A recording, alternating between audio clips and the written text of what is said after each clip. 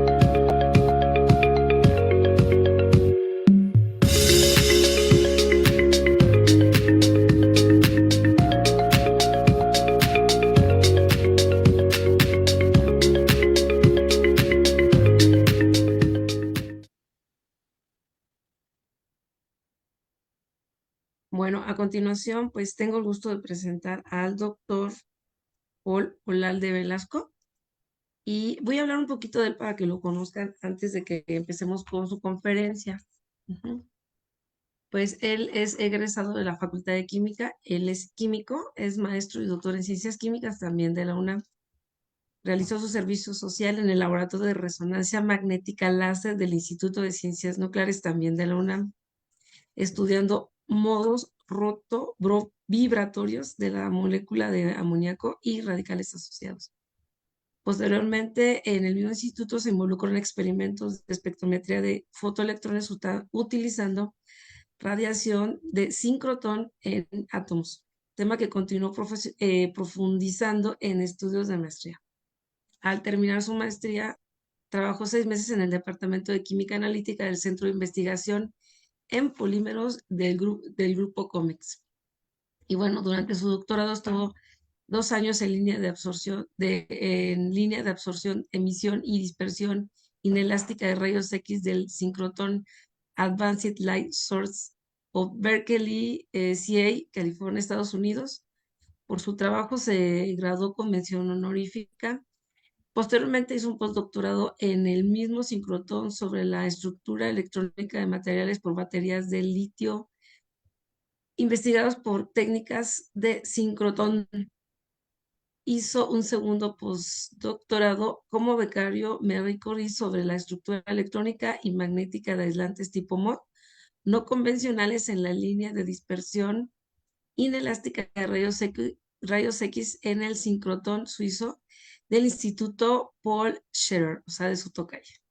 Al terminar este segundo postdoctorado, volvió a México para hacer un breve tercer postdoctorado en materiales fuertemente correlacionados en el Instituto de Ciencias Nucleares de la UNAM. Posteriormente fue profesor investigador del Instituto de Física de la UAP en Puebla, donde investigó la estructura electrónica de materiales fotovoltaicos principalmente. Tras dejar esta posición, pues realizó un cuarto postdoctorado en el sincrotrón inglés Diamond en la línea de nanociencias, donde investigó la estructura electrónica y magnética de sólidos y materiales. Al terminar este postdoctorado, volvió a México para hacer un quinto postdoctorado sobre la estructura electrónica de perovskitas libres de plomo en el Instituto de Investigaciones en Materiales de la UNAM. A partir de febrero de 2021, pues es profesor aquí en nuestra facultad en la sección de Química Inorgánica. Las líneas de investigación sobre las que versa el doctor Olalde es de la estructura electrónica y magnética de materiales fuertemente correlacionados, es decir, óxidos de metales de transición y con aplicaciones en energía. Esto es catálisis heterogénea y materiales fotovoltaicos. Pues fíjense que aparte de todo esto, bueno, pues ha publicado 40 artículos en revistas arbitradas e indizadas y 9 memorias en congresos. Sus trabajos han sido citados alrededor de 2.100 ocasiones. Recientemente fue distinguido con el nivel 2 del Sistema Nacional de Investigadores y colabora activamente en varios proyectos con grupos de universidades nacionales e internacionales. Bueno, doctor, increíble, increíble y un gusto, un honor tenerlo. Pues hoy lo van a conocer un poquito más a través de su trabajo y pues muchísimas gracias por la aceptación y también muchas felicidades. Adelante, doctor, por favor. Ok, Judith. Buenas tardes a todos. Muchas gracias y felicidades a todos los químicos. Judith es muy generosa conmigo. En realidad yo estoy muy agradecido con ella, con la institución y con muchas, muchas personas que me han ayudado para que yo esté aquí. Eh, ¿Se ve mi presentación? Sí, ¿Saben cómo puedo hacer ya el estás, ya. puntero? Ok. ¿El puntero dónde lo saco, Judith? Está abajo, a la izquierda, y de Abajo. hecho dice láser, algo así. Bueno, pues no lo veo. ¿No? ¿No? Es No, que está en pero... negrito, no tienes que presionar nada. Solamente abajo te Ok. posicionas y Ah, ya ahí lo vi. aparecen 5 Ok, recuadros, ¿no? Ahí está, bien, ya plum, eso, apareció. ya. Fantástico, gracias. De Bueno, ahí nada. está mi dirección de correo electrónico. Mi oficina está aquí en el sótano del posgrado, al fondo de la entrada de la facultad, del campo uno. Y bueno, es compartida, pero usualmente también vienen algunos estudiantes por acá. Y estamos por empezar a trabajar en un laboratorio de la sección de inorgánica en la nave 3000. Bueno, feliz día, colegas. Me han pedido que platique con ustedes sobre mis líneas de investigación, que platique con ustedes también sobre qué criterios se utilizan o utilizamos para elegir dónde divulgamos nuestro trabajo, eh, qué dificultades y beneficios encontramos para poder publicar y las publicaciones y su impacto. Entonces, lo que voy a hacer es mostrarles mi línea de investigación y irles platicando, pero a grandes rasgos, pues les puedo decir que escogemos dónde publicar dependiendo de lo que encontramos, ¿no? A veces hacemos trabajo que tiene que ver más bien con caracterización de propiedades físicas a nivel atómico y entonces eso va a revistas que tienen que ver con materiales o con física de estado sólido.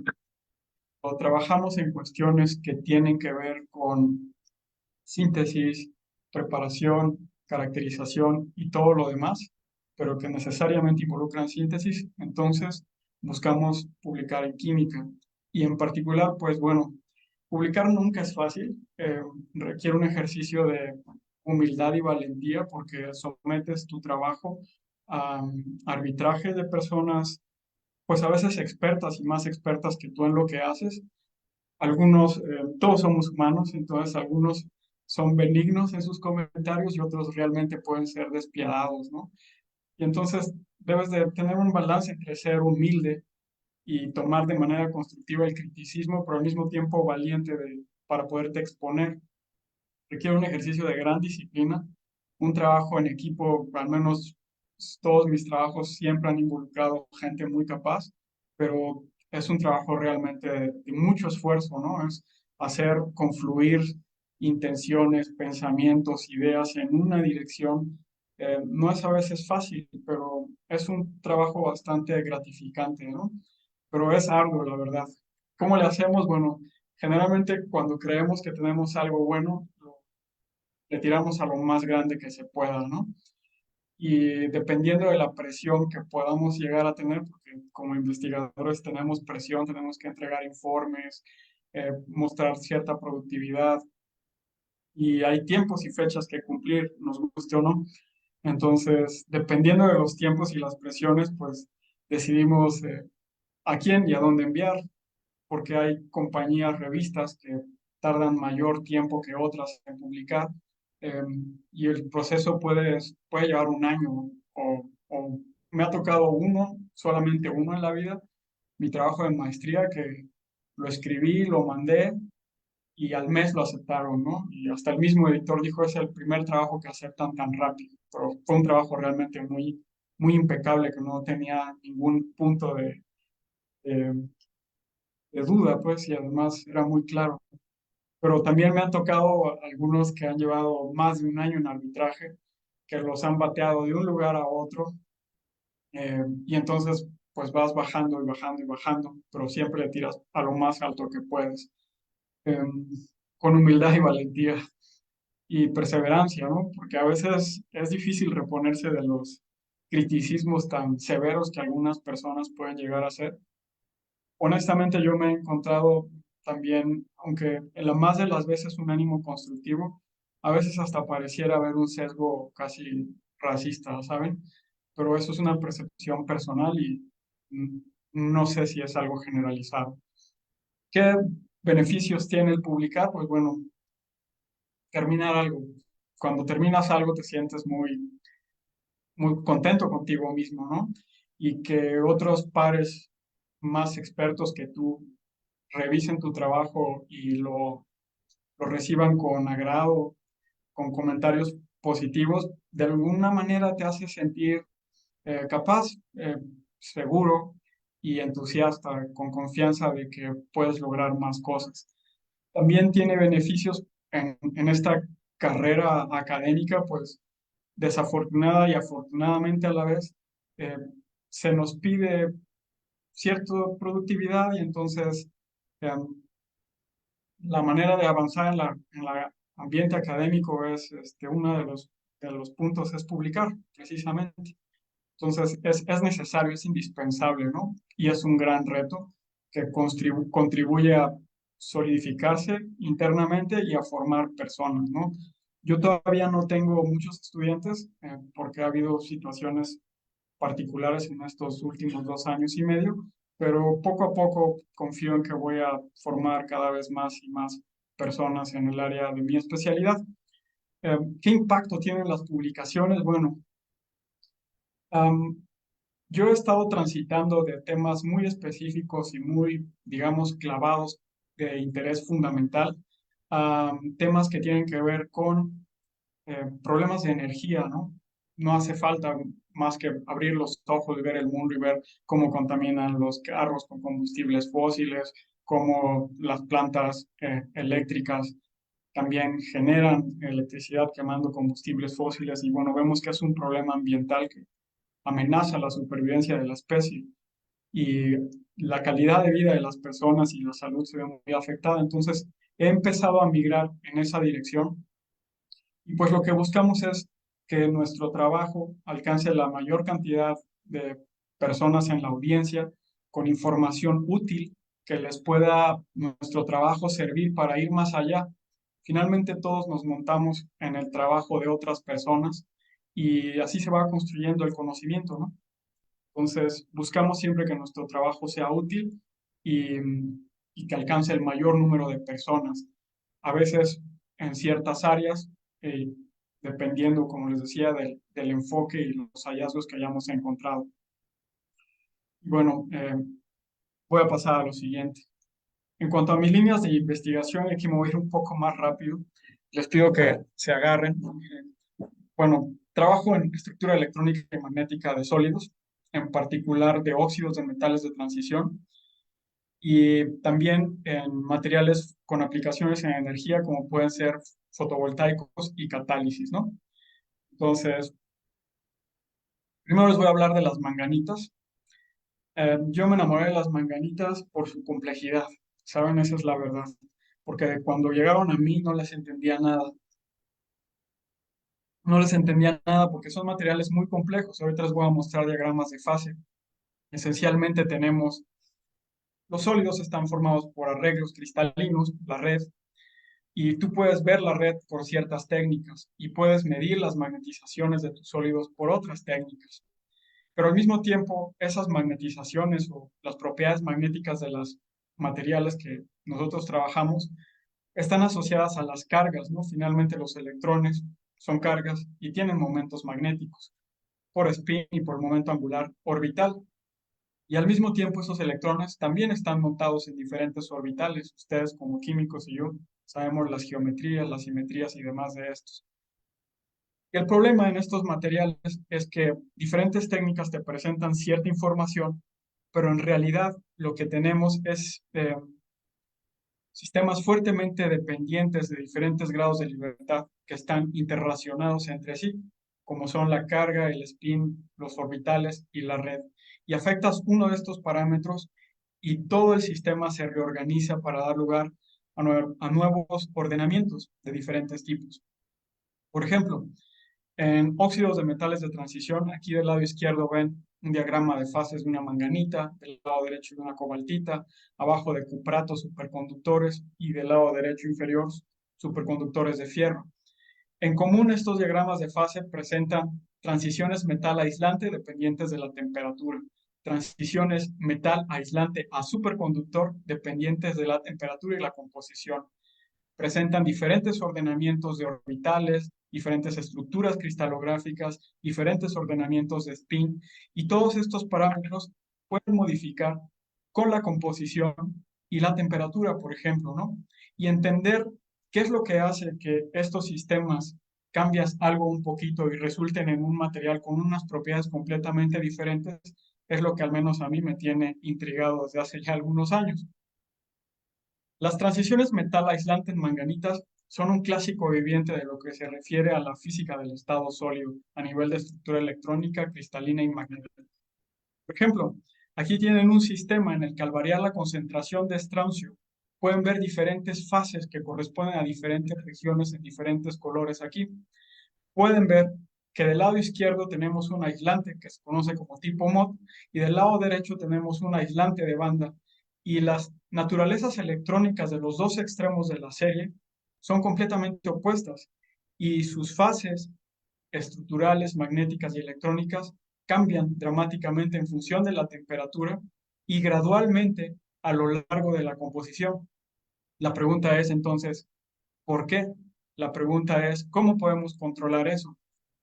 Eh, entonces, queremos saber, por ejemplo, cómo podemos modificar esas transiciones de fase, cómo las podemos controlar, qué pasa si reducimos el tamaño del sólido a nivel nanométrico, si es un sólido desordenado, si está altamente organizado.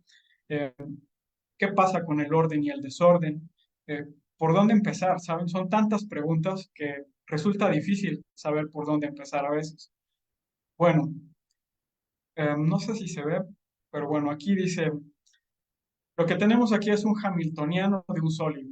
El hamiltoniano de un sólido, ya saben, tiene toda, es un operador que en principio cuando actúa sobre la función de onda del sistema nos va a dar toda la información del sistema, información que podremos medir. Y aquí pueden ver todas las diferentes escalas de energía que hay en los sólidos, desde interacciones electrón-electrón con los iones, con los vecinos, hasta interacciones magnéticas, acoplamientos electrón-fonón que son relevantes para superconductividad, etcétera, etcétera, etcétera. Y la pregunta es, ¿cómo podemos eh, medir qué tanto afectan cada una de estas energías y las correspondientes interacciones en las propiedades macroscópicas del sólido? Nosotros como químicos hemos sido entrenados y entrenamos a los químicos a tratar de encontrar correlaciones entre las propiedades macroscópicas y modelos a nivel fundamental basados en mecánica cuántica, en átomos, electrones y orbitales. Entonces, la idea es cómo podemos acceder a las diferentes partes de este hamiltoniano del sólido para, en principio, si las entendemos, poder manipularlas y llegar a tener sólidos con propiedades por diseño, por ejemplo, ¿no? Una posibilidad es hacer superredes, que son capas que se depositan de átomos de un tipo, como rebanadas, literal, una capa de un átomo, otra capa de otro átomo, eh, de manera periódica, y entonces puedes hacer sólidos altamente ordenados, cristalinos, en los cuales puedes variar su espesor y puedes variar el número de capas que se repiten, y eso puedes tener entonces sólidos con una misma composición, pero diferentes periodicidades, y ver qué pasa con las estructuras cristalinas, electrónicas y magnéticas a medida que tus composiciones varían de manera ordenada. Y después puedes incluso investigar el desorden.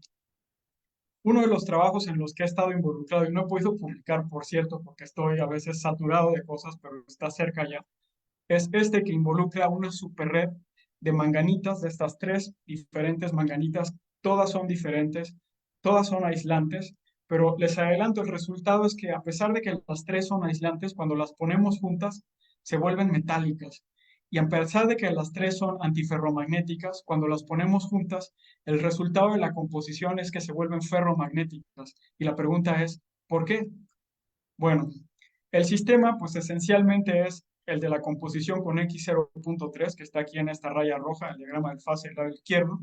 Y lo que vamos a hacer es sustituir un tercio de los átomos de lantano por itrio, que es un átomo isoelectrónico, pero más pequeño, con la misma configuración. Y entonces vamos a ver qué pasa cuando cambiamos la composición, pero mantenemos las cargas y hacemos que uno de los átomos sea más pequeño. Una de las interacciones interesantes de las manganitas es el superintercambio, que se medía a través de átomos de oxígeno que enlazan los diferentes sitios de manganeso. Y pensamos que eso definitivamente se va a ver alterado porque el traslape de los orbitales de los manganesos con los oxígenos tiene que cambiar a medida que el átomo de la tierra rara se reduce. Y eso es lo que vamos a investigar. Aquí pueden ver imágenes de dos sistemas que investigamos, uno altamente ordenado, que es el que está aquí en medio, una aleación desordenada que tiene la misma composición, pero no está crecido capa por capa de elemento por elemento. Como pueden ver, la superred en azul presenta las mismas estructuras en las estructuras de difracción que la aleación desordenada, pero además aparecen unas estructuras más chiquitas con cierta periodicidad. Y esas estructuras más chiquitas son precisamente superredes adicionales a la estructura cristalina de la manganita por la periodicidad de las capas que estamos teniendo. Lo que está arriba son patrones de difracción de electrones para asegurarnos que las estructuras crecen de manera ordenada. Las muestras fueron crecidas por un colaborador de la Universidad del Norte de Florida. Eh, ya que las tenemos, medimos las propiedades de transporte de cargas, las propiedades magnéticas, y vemos que la aleación desordenada es completamente aislante, esta línea gris. La aleación, la estructura muy ordenada es esta línea roja, y no es tan aislante y tiene ciertas tendencias metálicas y presenta un chipote aquí donde está la flecha roja A, indicando una anomalía. Cuando medimos las propiedades magnéticas en función de la temperatura, encontramos que la aleación desordenada presenta un poco de magnetismo alrededor de 50 Kelvin, mientras que la estructura muy ordenada presenta una transición magnética alrededor de 120 Kelvin. Y entonces la pregunta es, ok, ya la sintetizamos, tienen la misma composición, pero tienen propiedades electrónicas y magnéticas diferentes. Definitivamente el orden y el desorden juegan un papel importante. Ahora, ¿cómo investigamos eso?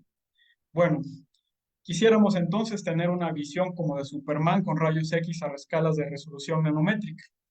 Nos basamos en conceptos de estructura de la materia como son fotoionización, emisión de rayos X, decaimiento de huecos en capa interna, para hacer uso de la mecánica cuántica, la relación entre los niveles de energía con los números cuánticos, las bandas de conducción, las bandas de valencia en los sólidos, ver cómo se generan los espectros de absorción, emisión y probar los estados ocupados y desocupados de los metales y de los ligantes en los sólidos a medida que cambiamos la energía de los fotones, las temperaturas y diferentes entornos en los cuales hacemos los experimentos. Los experimentos, como ustedes ya vieron, pues yo tengo mi trayectoria la he hecho esencialmente en estos laboratorios. En estos laboratorios he trabajado y tengo contactos y amigos y relaciones. Finalmente, a veces pasas más tiempo con tus colaboradores que con tu propia familia en este ambiente. Y utilizamos estas fuentes de radiación porque primero sabemos que cada átomo absorbe a energías características y los espectros son sus huellas dactilares. Estas fuentes de radiación tienen rayos X de manera continua, sintonizable, intensa y con control de la polarización, lo cual nos permite tener bien caracterizada la estructura, bueno, la radiación electromagnética para poder hacer las preguntas pertinentes a los sistemas sólidos y ver los cambios en la radiación y los cambios en los materiales después de esta interacción. ¿Cómo funciona? Pues esencialmente son partículas cargadas que se aceleran a velocidades cercanas a las de la luz. Cuando son aceleradas emiten radiación electromagnética.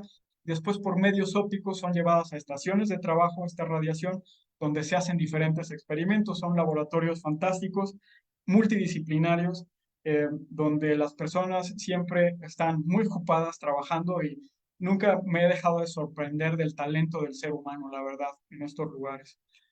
En particular, para estas manganitas vamos a usar varias técnicas: absorción de rayos X que prueban los estados desocupados, emisión de rayos X que prueban los estados ocupados con selectividad elemental y por las reglas de selección de radiación dipolar eléctrica resueltas en momento angular.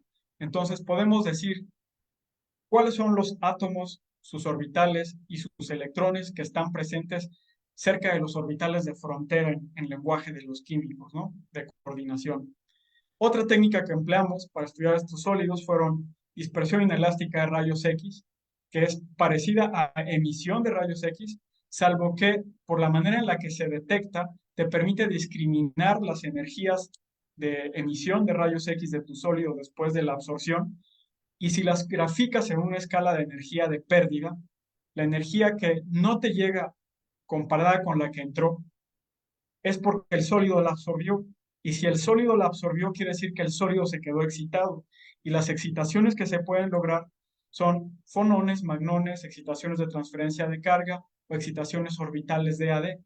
En otras palabras, estás midiendo diferentes excitaciones del hamiltoniano del sólido. Y eso es lo que buscamos. Y además, como los rayos X tienen un poder de penetración sorprendentemente bueno, del orden de micras, podemos ver no solo los estados de la superficie del sólido, sino también la parte interna del sólido. Y eso hicimos con estas manganitas. Eh, medimos la aleación ordenada y la desordenada. En absorción no encontramos gran diferencia en oxígeno y en emisión y en dispersión de rayos X tampoco, salvo que en el pico elástico, el de más baja energía, eh, que se supone que no debería cambiar, se observa que la aleación desordenada tiene un pico elástico chiquito, mientras que la que es muy ordenada, el pico elástico crece en función de la temperatura y después decrece y desaparece. El máximo en los dos sistemas se encuentra donde está la flecha anaranjada en esta imagen, y para cuando llegas a la flecha negra en las energías, el elástico desapareció. Integramos y vemos ese comportamiento en las dos muestras. La pregunta es, ¿por qué? Y entonces empezamos a rascar la cabeza y preguntarnos por qué, por qué, por qué. Hacemos el mismo ejercicio en manganeso y encontramos que a una energía en particular, el pico elástico crece considerablemente en la superred considerado con los otros. Absorción no da muchos cambios, son esencialmente los mismos estados de oxidación. Entonces, absorción no es sensible a los ordenamientos, pero dispersión inelástica nos muestra las excitaciones neutras y algo que está pegado al elástico que no sabemos qué es. La pregunta es, ¿hay algún ordenamiento ahí? Y empezamos a buscar. Encontramos por ahí que en cupratos superconductores se había observado por Riggs la presencia de un elástico que crecía a función del ángulo de incidencia. Y ese elástico después se investigó por otra técnica conocida como dispersión elástica de rayos X y con función de la temperatura se observaba que este elástico desaparecía, lo cual decía que aquí había un ordenamiento dependiente de la temperatura, que a medida que baja la temperatura se estabiliza y se hace más grande, pero a temperaturas altas las vibraciones del sólido desacoplan ese ordenamiento. Y pensamos, ¿será que tenemos algo así en nuestra superred? Y bueno, entonces tuvimos que recurrir a otra herramienta que es dispersión elástica de rayos X. Esta técnica permite investigar ordenamientos de carga, spin u orbitales en sólidos. Y después, si quieren, pueden revisar a qué se refiere, cómo se hace. La idea es, avientas una pelota, regresa con la misma energía, es una colisión elástica, si regresa a la mano. Aquí en vez de aventar pelotas, avientas fotones y aquí lo que haces es ver en qué direcciones ocurren estas rebotes de fotones que son elásticos, porque no siempre van a ser elásticos. Como vimos, también hay excitaciones inelásticas, pero las excitaciones elásticas se van a dar debido a una interferencia constructiva de los átomos y de los orbitales o de las cargas y de los espines que están ordenados con cierta periodicidad. Entonces es un poco como difracción de rayos X, pero hecha para ver ordenamientos de carga, de spin y orbitales a energías resonantes para los elementos específicos en cuestión, en este caso manganeso y oxígeno. Este es el aparatito en el que hicimos los experimentos. Estas son algunas de las personas involucradas. Es un trabajo multidisciplinario con muchas personas involucradas. Uno de mis ex jefes, un gran amigo y colaborador, otro de mis ex jefes, un estudiante de cuando lo llevé alguna vez a hacer experimentos conmigo. Los experimentos toman tiempo, hay que preparar las muestras, caracterizarlas, ya que las tienes bien caracterizadas y que sabes que tu muestra está bien y tienes propiedades electrónicas, magnéticas, estructurales. Entonces, la cereza en el pastel son estos experimentos tan clavados, tan detallados que te permiten ver las tripas a nivel de spin orbital y elemental, ¿no? Aquí está otros colegas que hicimos los experimentos en California, los primeros, y luego los terminamos haciendo la última parte en Inglaterra. Este muchacho de Israel que están en guerra en estos días, ojalá que haya paz pronto, también ayudó en una medición, pero simplemente por haber estado, pues le damos el crédito, lo involucramos, ¿no? Al estudiante igual, ¿no? Entonces, mis trabajos generalmente involucran a muchas, muchas personas. Los experimentos a veces en estos laboratorios requieren 6 días de máquina, 24 horas al día, y no los puede hacer una persona sola. Necesitas tener al menos dos juntos todo el tiempo. Entonces, son experimentos realmente extenuantes. Resultado, en absorción, en oxígeno, vemos que la aleación desordenada y la superred se parecen bastante. Sin embargo, este pico en rojo, que es una superestructura, solo se observa en la superred y no se observa en la aleación desordenada, aquí abajo. Hicimos un mapa en 2 dimensiones de la reflexión elástica y encontramos que hay un pico muy intenso y hay otros 3 chiquitos. Este pico muy intenso que está cerca del nivel de Fermi, como pueden ver, corresponde bastante bien con el pico la energía a la cual aparecía el pico elástico muy intenso en Riggs.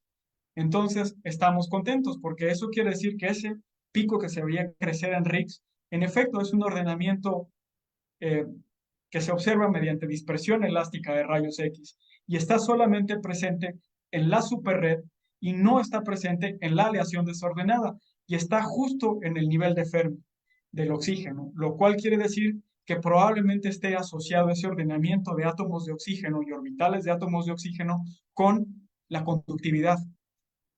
Por otro lado, el magnetismo, pues sospechamos, como ustedes saben como químicos, que se debe al átomo del metal de transición, en este caso el manganeso. Hicimos experimentos similares. Pueden ver que los picos son bastante diferentes entre la superestructura ordenada, el lado izquierdo, y la aleación desordenada. Aquí observamos 60.000 o 60 por 10 a la menos 3, mientras aquí del lado derecho observamos 25.000 por 10 a la menos 6 eventos. Entonces, simplemente por ver los números de los detectores, esta señal, la de la muestra altamente ordenada, este ordenamiento de manganeso, es alrededor de 1.000 veces más intenso que en la aleación desordenada. Noten cómo abajo los espectros de absorción de las dos muestras se parecen bastante. Entonces, absorción no nos da la información, pero dispersión elástica de rayos X nos mostraba diferentes ordenamientos, diferentes superestructuras a diferentes energías a las orillas L3 y L2 de manganeso, que son transiciones 2P a 3D. Monitoreamos este pico que está aquí, este chiquito, de hecho los monitoreamos todos, pero este piquito que está aquí, cuando hacíamos experimentos dependientes de la polarización y la temperatura, encontrábamos que para temperaturas de 123 Kelvin y mayores, esta curva en forma de U desaparecía, mientras que para temperaturas menores se observaba un patrón pues cuadrático esencialmente. Cuando le buscas, encuentras y encontramos que este comportamiento se debe a precisamente un ordenamiento magnético de este estado de manganeso. ¿Ok? En este caso ni valía la pena hacerlo porque la señal era muy débil. Entonces, ¿qué es lo que nos dice este experimento? Tu magnetismo está asociado a esta estructura periódica en tu superred que no está presente en la aleación desordenada. Podemos correlacionar las estructuras magnéticas en manganeso y la superestructura en el nivel de Fermi de oxígeno con el transporte de cargas y el magnetismo. Bueno, integramos las intensidades de las señales, la magnética de manganeso y el pico este resonante de oxígeno, como función de la temperatura. Abajo están graficadas estas integrales, mientras que arriba, las integrales de las dispersiones, mientras que arriba están los transportes de carga y magnetismo. ¿Qué vemos? Bueno, vemos que el transporte de carga, esta línea roja, correlaciona con el perfil de la dispersión del oxígeno, mientras que el magnetismo, esta línea verde, correlaciona con la intensidad del pico magnético como función de la temperatura. Entonces, podemos correlacionar propiedades de transporte de cargas y magnéticas de nuestros materiales a nivel macroscópico con ordenamientos de orbitales de oxígeno y sitios de manganeso con orbitales 3D a nivel microscópico. Entonces podemos dar una explicación fenomenológica a nivel atómico y orbital de algo macroscópico. Y eso pues nos pone muy contentos, pero ahí no acaba todo. La pregunta es, bueno, ¿ese magnetismo a qué se debe? Ustedes saben, como químicos, que el magnetismo en átomos se debe no solamente al momento de spin, sino también a la proyección del momento angular orbital. Hay una técnica que es dicroísmo circular magnético que nos permite identificar el magnetismo en los átomos en base a estos dos componentes y por cada elemento. Es esencialmente hacer absorción de rayos X cambiando la temperatura y en presencia de campos magnéticos, como en el efecto Zeeman que se ve en la estructura de la materia. ¿Qué hicimos? Pues medimos nuestras dos muestras a temperaturas arriba, 200 Kelvin, arriba de las temperaturas de transición. Recuerden, la temperatura de transición era 120 Kelvin. Y abajo, y vemos que arriba los dos espectros de absorción se ven idénticos. Y la diferencia entre los espectros con radiación circularmente polarizada izquierda y derecha es esencialmente la misma, lo cual nos dice a altas temperaturas, 200 Kelvin, las muestras las dos son paramagnéticas. Pero bajamos la temperatura y, oh sorpresa, los espectros ya son diferentes. Y además podemos ver que la diferencia de los espectros es bastante más notable en la superred que en la aleación desordenada. Y esto es una medida del magnetismo. Entonces estamos confirmando que el magnetismo se debe al manganeso y se debe en particular a estos estados en la orilla L3, ¿ok? Y que es alrededor de 4 órdenes de magnitud más fuerte el magnetismo, no 4 órdenes de magnitud, 4 veces más fuerte el magnetismo en la aleación ordenada que en la aleación desordenada. Ahora, ¿qué es lo que sigue? Bueno, ¿cuál es el origen de las superestructuras que vimos, con las que integramos y vimos que correlacionaban con transporte de carga y transporte magnético? Bueno, recurrimos a otro colaborador, de hecho a dos, un grupo en México y otro en Florida, que hizo cálculos de densidades de estados y se dedicaron a ver cómo ver eh, las densidades de estados en las interfaces. Eso no es algo que yo sepa hacer, nadie lo puede saber todo, pero busca siempre colaborar con personas que pueden aportar algo que tú necesitas en la que todos se benefician. Entonces, esta persona, guiada por nuestros hallazgos experimentales y nuestra intuición, le vamos diciendo, oye, busca ver cómo haces esto, cómo extraes la información de las densidades de estados en los planos para oxígeno y manganeso y ve qué pasa en las interfaces. Y bueno, la respuesta es que para la aleación ordenada, el cristal ordenado, perdón, hay densidades de estados, que son estas líneas rojas, que están presentes en el nivel de Fermi, pero que están ausentes en la aleación desordenada. Y estas densidades de estados corresponden muy bien con el ordenamiento de oxígeno que nosotros veíamos y los estados magnéticos, porque se ve tanto para oxígeno como para manganeso, tanto en la superred y no está ausente en la aleación desordenada. Cuando se hacen los mapas en dos dimensiones, podemos ver que la aleación desordenada del lado izquierdo no presenta señal de densidad de estados, hay de hecho poca densidad electrónica en los planos, mientras que en la aleación o el cristal muy ordenado, en los planos de manganeso se ve una fuerte densidad de carga, en particular aquí arriba y un poco menos aquí abajo. La parte de arriba corresponde a la parte de los planos de manganeso, oxígeno, con estroncio. La de acá abajo con lantano y la de aquí en medio con itrio. Y entonces ya esperábamos, como les decía desde el principio, que con itrio, al ser más pequeño, los traslapes de los orbitales de las tierras, de los metales de transición, las tierras raras y los oxígenos no fueran tan efectivos por el tamaño reducido del átomo de la tierra rara, lo cual resultaría en una pérdida en la conductividad. Entonces, eso hicimos y nos quedamos muy contentos con ello. Otro caso de manganitas, tenemos eh, una región, una manganita, que experimenta transiciones estructurales como consecuencia de campos magnéticos externos aplicados.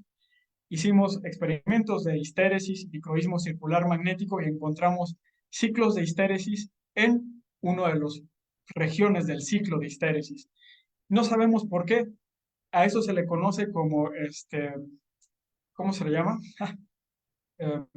Se, superparamagnetismo, metamagnetismo, perdón.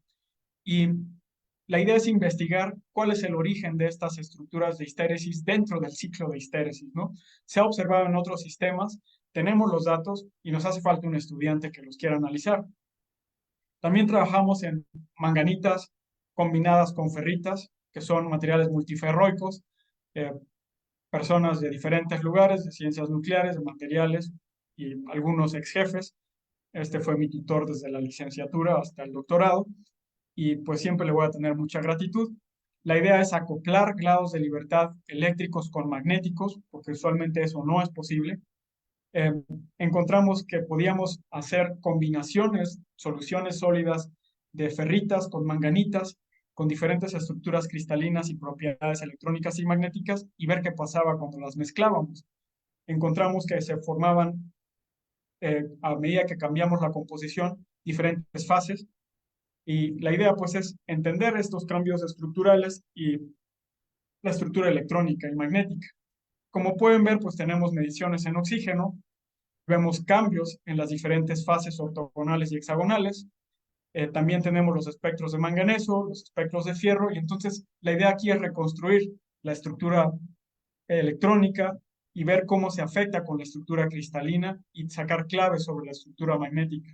Tenemos montones de datos y cálculos también. Tengo un estudiante aquí, pero desde el paro no lo he vuelto a ver. Entonces, espero que pronto aparezca para que retomemos esto. También tengo trabajo con aislantes tipo MOD no convencionales. Eh, Aquí trabajamos con óxidos del periodo 5D y 4D, que se esperaba que fueran metálicos, sin embargo, algunos de ellos son aislantes, y la pregunta es ¿por qué? La razón es el fuerte acoplamiento spin-órbita y moderadas correlaciones electrónicas. Hemos investigado por dispersión inelástica de rayos X excitaciones neutras en sistemas aislantes y estamos trabajando en un sistema que es metálico, también de esta familia de compuestos, pero es un metal correlacionado. Entonces, son los mismos elementos, pero con diferentes composiciones y dan lugares a diferentes estructuras y diferentes propiedades. Y aquí la descripción se puede dar en términos de densidades de estados calculadas también, y pueden ver que el acuerdo entre experimentos arriba y teoría es bastante satisfactorio. Entonces podemos entender las estructuras que miden nuestros espectros de absorción, emisión y dispersión inelástica de rayos X a la luz de cálculos de densidades de estados. También hemos trabajado en rutenatos, tenemos datos de estos sistemas que presentan transiciones metal aislante, todos donde ven flechitas, estrellitas, tenemos datos. Y necesitamos un estudiante valiente que quiera aprender y ayude a desentrañar los grados de libertad electrónico, de spin órbita y estructurales en estas familias de compuestos. En óxidos de tierras raras, bueno, hemos trabajado también tratando de investigar cuando ustedes ponen un dopante, ¿a dónde se va? ¿A sitios vacíos o toma los sitios del otro metal? Y bueno, tuve el gusto de trabajar con antiguos amigos desde que éramos estudiantes, desde allá de 2008. Y en este trabajo tuve el gusto de colaborar con uno de ellos. Aquí está el buen Yenglong Chen, que está aquí. Todos ellos éramos estudiantes pobres, pasábamos hambre, sufríamos, y me da gusto saber que todos ahí vamos avanzando y haciendo la lucha. También me dio mucho gusto poder trabajar con una profesora que me dio clases en la licenciatura, y bueno, aquí está la profesora Silvia Castillo. La idea es, Paul, ¿podemos saber dónde se mete el átomo de disprocio? Y yo le dije, pues déjame ver. Hicimos experimentos de absorción en oxígeno, en tierras raras. Hicimos experimentos EXAFS que miden los patrones de interferencia constructiva y destructiva de los electrones que salen tras la fotoionización. Y lo interesante es que a partir de estos patrones de interferencia, estas oscilaciones que ven aquí, se pueden reconstruir las posiciones de los átomos y los primeros vecinos y entonces determinar si el átomo emisor está en qué posición, en el sitio del metal o en un lugar intermedio. Y entonces eso hicimos y sin siquiera necesitar algún modelo para explicarlo, encontramos que las oscilaciones son idénticas, lo cual nos permite concluir directamente que sí, los átomos de tierras raras que estamos dopando se van directamente a los sitios sustitucionalmente y no en las vacancias. Entonces, hacemos también ese tipo de experimentos. En cuanto a materiales con aplicaciones en energía, celdas solares, diferentes tecnologías. Ah, perdón. Entonces, estas celdas solares, hay varias tecnologías, puntos cuánticos, motivo de premio Nobel con eficiencias de 16%, arseniuro de galio, eficiencias cercanas al 50%, silicón, que es la más robusta, se viene trabajando desde los 60, eficiencias del 25%, perovskitas, también trabajamos en ellas con eficiencias de 24%, y celdas solares sensibilizadas por tinte, eficiencias del 13%. Estas celdas solares son alternativas y nosotros trabajamos en estas dos. Empezamos trabajando con ellas en Puebla y en el quinto postdoc. Como pueden ver, las celdas solares esencialmente funcionan cuando ustedes absorben radiación electromagnética para generar un estado excitado, y este estado excitado genera una inyección de cargas en una matriz semiconductora que después hace que las cargas fluyan por un circuito, perdón, en un voltaje determinado, ¿no? Y eso depende de cada celda. Las personas involucradas, mi amigo Julio de la UAP, y estos personajes que me han acompañado en varias campañas experimentales, ¿no? Del CIMAF, del TEC de Monterrey, y este compañero que lo he visto no sé cuántas veces en diferentes experimentos, que el mundo es muy pequeño. ¿Qué hicimos? Bueno, en este caso ya publicamos un trabajo. Encontramos que dopar las celdas solares de dióxido de titanio con nanopartículas de oro no corría los estados desocupados de oxígeno, pero sí corría los estados ocupados, de manera que se cerraba la brecha de conductividad. Y este cerrado de la brecha de conductividad correlacionaba con el desempeño de la celda solar.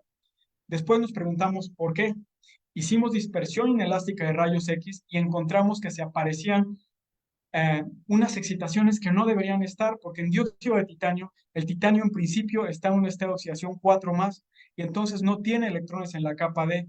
Y estas tenues pero presentes excitaciones que están aquí corresponden a energías de AD, que corresponden entonces a la presencia de electrones en el titanio, lo cual implica que hay titanio 3 más, al menos por un instante, y vemos que estas excitaciones no están presentes en el material sin partículas de oro, pero que su presencia se incrementa suave y sutilmente, pero observable, a medida que la concentración de oro está. Entonces, esto nos hace suponer que el oro le transfiere carga al titanio para convertirlo en titanio 3 más antes de que la carga pase al electrodo y se cierre el circuito. Entonces, eso lo publicamos, pero ahí no quedó. ¿Qué hicimos después? Bueno, estas nanopartículas de oro absorben luz en el color verde. Y dijimos, bueno, vamos entonces a fomentar que electrones, plasmones, que son oxidaciones cuánticas de los electrones en la valencia del oro, se muevan a esta energía y brinquen entonces al titanio y al oxígeno y vamos a ver por dónde se van. Y eso hicimos. Hicimos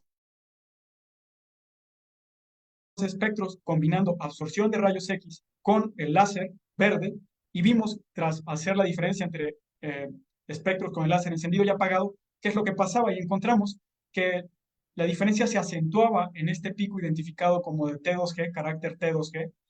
Entonces sabemos que las cargas se van preferentemente por los sitios de titanio y preferentemente por los orbitales de carácter T2G.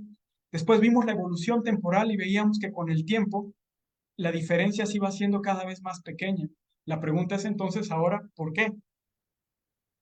Hicimos experimentos en los que monitoreamos esto y vimos un comportamiento bastante complejo al encender y apagar el láser. ¿Qué es lo que sigue? Bueno, si estas celdas son eficientes porque absorben en el verde, ¿qué tal que podemos hacer celdas que tengan nanopartículas metálicas que absorban en diferentes regiones, no solamente en el verde, para incrementar su eficiencia? ¿Y qué tal que además les ponemos nanopartículas metálicas magnéticas que sean capaces de promover la migración de cargas también modificando el entorno magnético, campos externos magnéticos aplicados? Esta es una idea que nadie ha hecho hasta ahorita que yo sepa, y es una idea que se nos ocurrió a nosotros en particular. Y tengo un estudiante en eso, por cierto, es de la carrera de química industrial bastante bueno, bastante bueno. En celdas solares perovskitas libres de plomo, colaboramos con a quien yo con cariño me refiero como el jefe Diego, eh, y algunos estudiantes de su grupo del Instituto de Investigaciones en Materiales. Este profesor es realmente bueno en lo que hace, es un experto en celdas solares de perovskita libres de plomo, porque como vieron en las tecnologías que les estaba comentando por acá, el problema de estas perovskitas es que tienen plomo, y al tener plomo, no son susceptibles o no es buena idea tenerlas en el ambiente porque son inestables al agua. Y entonces, imagínense que llueve, tu celda se descompone, se desintegra, y entonces el plomo pues contamina, da cáncer, ya saben. Entonces, este profesor se dedica a investigar estructuras de perovskitas para celdas solares libres de plomo. Y con él, pues ya tenemos algunas colaboraciones en química, principalmente en química de materiales, un review en una revista de física aplicada a energía, y estamos trabajando en esto. Aquí tengo a un estudiante muy bueno, químico también, Bruno Díaz, que está haciendo su servicio social con nosotros. Y pues la idea es, ¿qué vamos a hacer ahora? Vamos a hacer estas perovskitas, pero las vamos a poner elementos magnéticos. Eso aprendí de mi último postdoc en Inglaterra, que el magnetismo es importante, y aprendí que vale la pena explorar el acoplamiento electrónico, magnético y estructural, ¿no? Y entonces estoy buscando incorporar acoplamiento magneto-óptico a estas tecnologías de celdas solares, y es algo que no ha sido muy explorado. Entonces, en este trabajo en particular, pues tenemos aquí un chico, ¿no? En lo que se refiere a aplicaciones con energía, colaboro con una profesora del Instituto de Física de la UNAM, es química, que era su estudiante de doctorado, que ahora está haciendo su postdoc. este genio del sincrotrón de Stanford y uno que era mi jefe también en California y Raymond también de Inglaterra, ¿no? Entonces, ¿qué es lo que hicimos? Bueno, esencialmente estudiamos ceria, que es óxido de cerio. Teníamos ya la serie caracterizada por espectroscopía infrarroja. Se habían preparado estas nanopartículas de cerio en forma de bastones, en formas de cubos.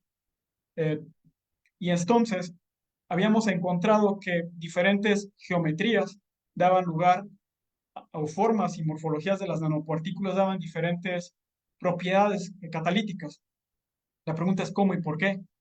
Entonces otra vez vienen a mí y yo con mi expertise les digo, miren, vamos a hacer esto, vamos a hacer el otro, vamos a ver los metales, hay también nanopartículas dopadas con cobre, sin cobre, vamos a ver oxígeno, serio y cobre y vamos a ver qué pasa.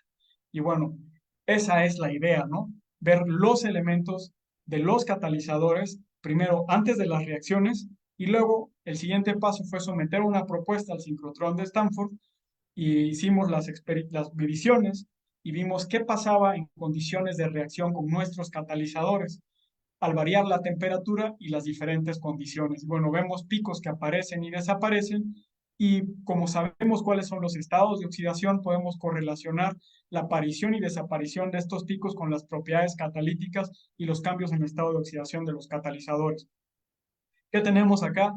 Son otros catalizadores magnéticos, ya tenemos todos los datos, son unos catalizadores en los que un grupo de Barcelona encontró que al tener los catalizadores en presencia de campos magnéticos externos, el desempeño de los catalizadores mejoraba notablemente. Y entonces la pregunta es, ¿por qué? Otra vez vienen a nosotros, o más bien en este caso yo fui a ellos, les dije, mándame tus catalizadores, los quiero investigar. Y bueno, en principio ya tengo una estudiante involucrada en esto, pero tiene meses que no lo veo y es una pena.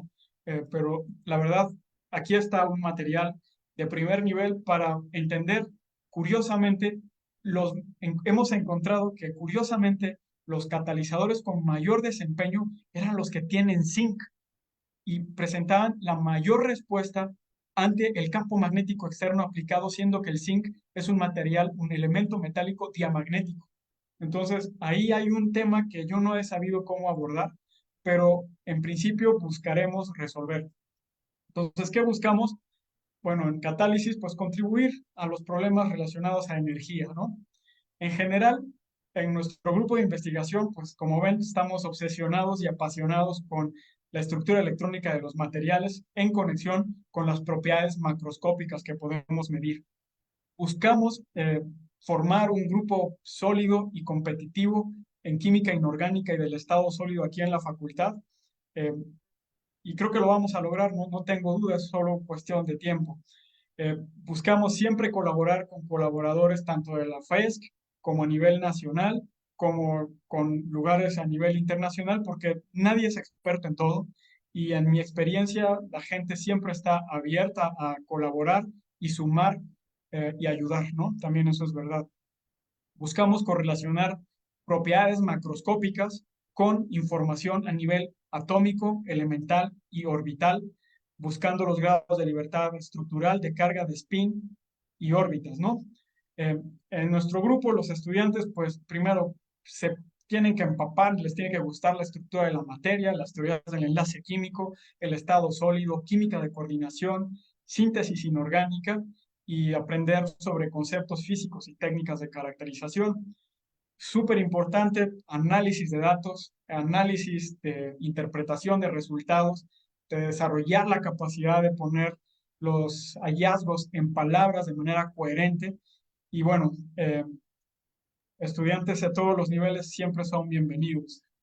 Y pues sin más, quiero solamente agradecerles primero a la coordinación por darme esta oportunidad, a mis profesores que me han formado, a los estudiantes que me ayudan a dar las clases y a seguir aprendiendo, a la FESCO Titlán, a los funcionarios a los que hacen toda esta increíble labor de gestión para tener la universidad en la FESCO Titlán funcionando, a todos mis compañeros de la sección de química inorgánica que son bastante amigables y pues de buen ánimo siempre conmigo, gracias por eso, a los estudiantes pues de las carreras, a mis estudiantes, Uciel, Bruno e Ismael, que ahorita están en servicio social y empezando sus tesis, mis colaboradores y amigos, y obviamente a las agencias que dan financiamiento, PAPIT, CONACYT y a la red de usuarios de luz sincrotrón. Entonces, divulgación, pues siempre hay que buscar acercar la ciencia no solamente a los espacios científicos.